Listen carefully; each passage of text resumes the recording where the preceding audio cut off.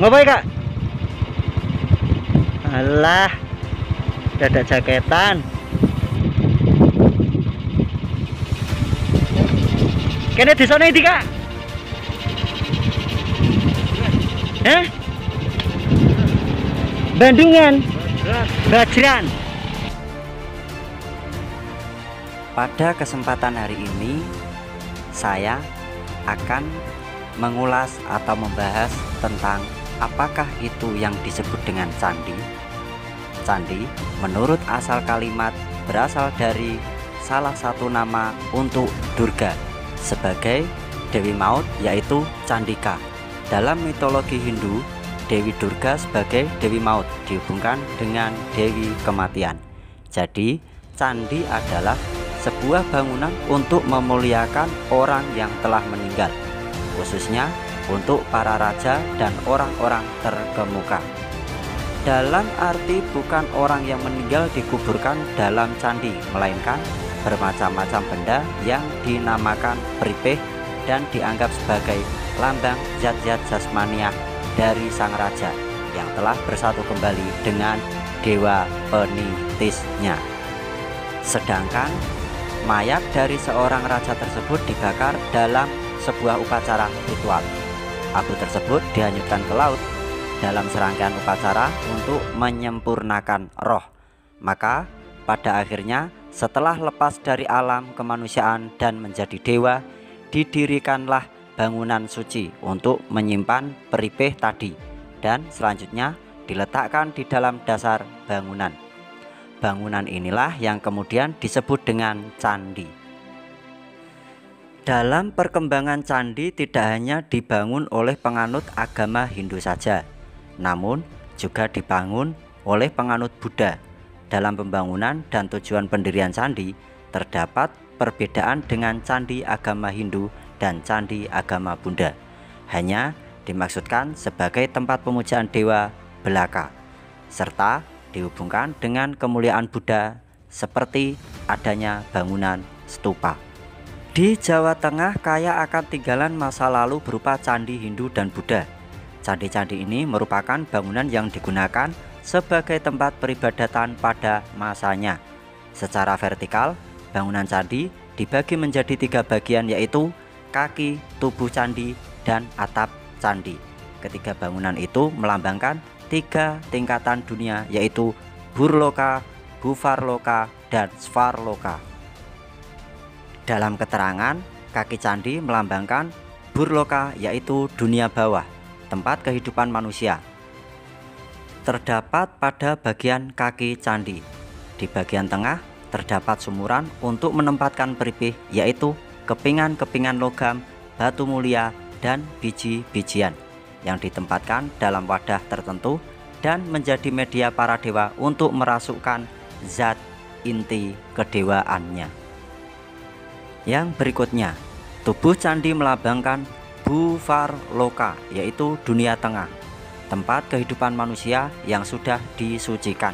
Pada tubuh candi, di atas sumuran yang berisi peripeh ditempatkan arca dewa atau objek pemujaan lainnya. Atap candi melambangkan Svarloka, yaitu dunia atas, tempat kehidupan para dewa, sehubungan dengan bagian-bagian candi.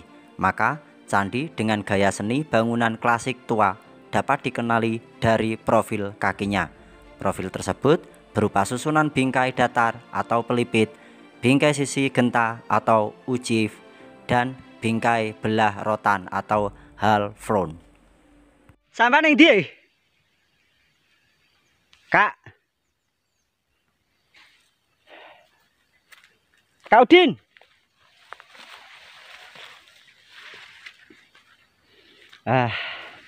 Kesempatan siang hari ini merupakan momen yang sangat langka. Di mana saya mengatakan sangat langka karena di sini saya belusukan situs cagar budaya berupa reruntuhan bangunan candi, ditemani sama Kak Udin.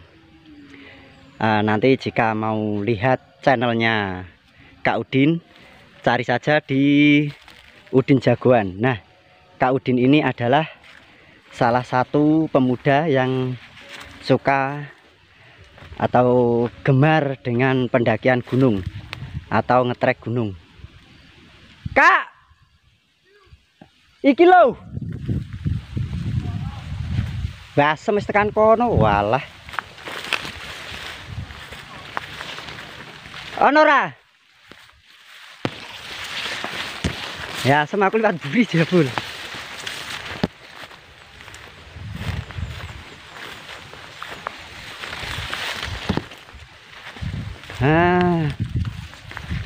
Wah, aku lihat buri berarti. Nah, inilah kita sudah sampai ke tempatnya. Ya iki Kak, gede loh iki bangunan candi loh. Wis dipageri. Oh, iso masuk Kak. Walah. Nah, kita sampai juga akhirnya di sisa-sisa bangunan candi.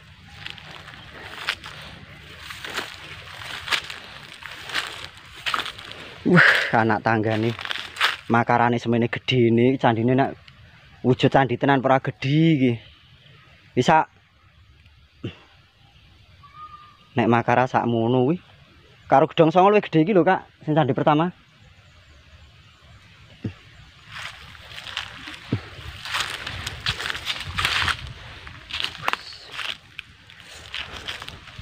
Tapi batuane nganu batuan andesit se rentan patah.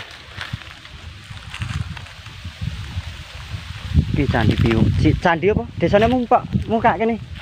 Payungan. Saya ditemani Kak Udin. Ya. Saya ulangi lagi.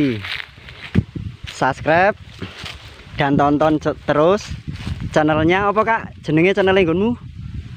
Udin Jagoan. Udin Jagoan. Nah, Kak Udin ini salah satu pemuda yang memang beliau gemar dalam pendakian gunung. Gunung endi Kak sing wis tau diunggahi? Sak Jawa Tengah wis. Lambene jare ngomong Gunung Kembar.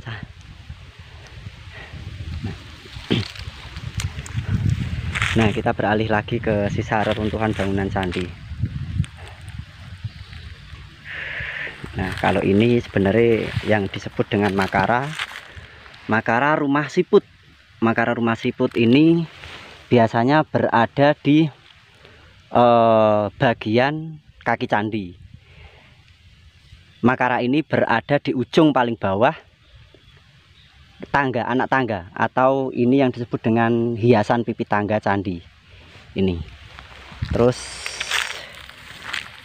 nah, ini juga kalau yang makara itu mungkin bagian bawah, kalau yang ini bagian atas. Ini bagian atasnya. Ini bagian atas makara.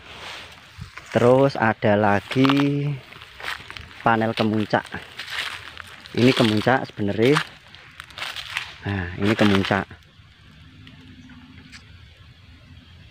Kemuncak. Terus sisa lainnya nanti ya Kak ya. Masa sak menit tok.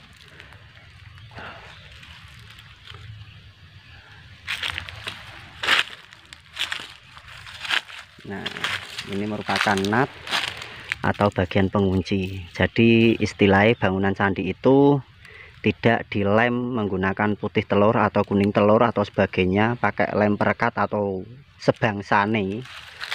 Yang jelas cara pembangunan candi itu menggunakan nok-nokan yang bisa dibongkar pasang atau yang disebut dengan puzzle ya Kak ya. Puzzle kok pastel, nek pastel panganan.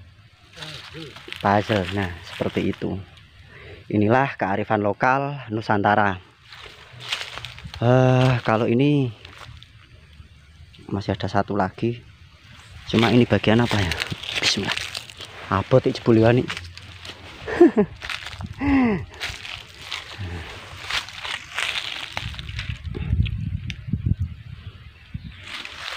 Masa sak menit tok ketoke waki kok. Aku ndelok postingane kok.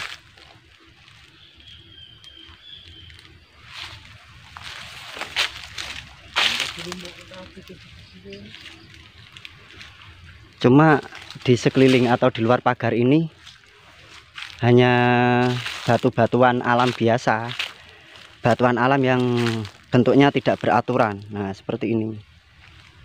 Tapi jika melihat komponen batuan ini, batu ini jelas berbeda dengan batu alam yang berada di sini. Kalau ini batu-batuan gunung yang berasal dari gunung-gunung berapi. Yang ini, yang untuk komponen-komponen bangunan candi ini. Ono neh ra Kak, ketok ono watu lumpang kok Kak.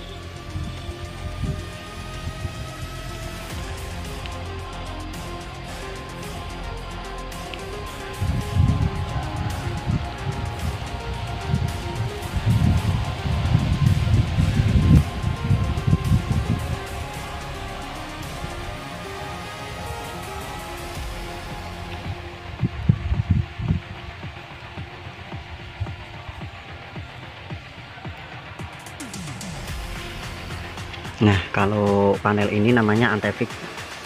Ini antefik biasanya berada pada bagian antara selasar atau kaki candi, atau bahkan di atas, di bagian sparloka atau atap bangunan candi. Kalau ini apa ya ini? Ini kok semacam lingga patok sih, tapi kok pendek. Tapi kok cuma satu, kira-kira apa ya? Kalau mercu kok bukan, kalau apa komponen kemuncak kok juga bukan. Tapi kalau saya merujuknya ini adalah lingga patok. Jadi dimana lingga patok itu merupakan tapal batas tanah Sima. Jadi tanah yang dibebas pajak oleh raja kala itu, bebas bayar pajak.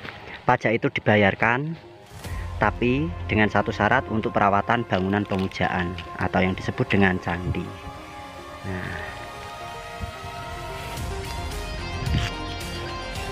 Kak,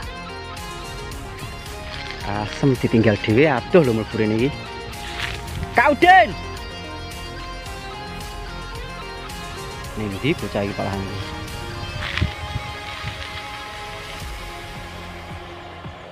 Burung jiko foto nih barang.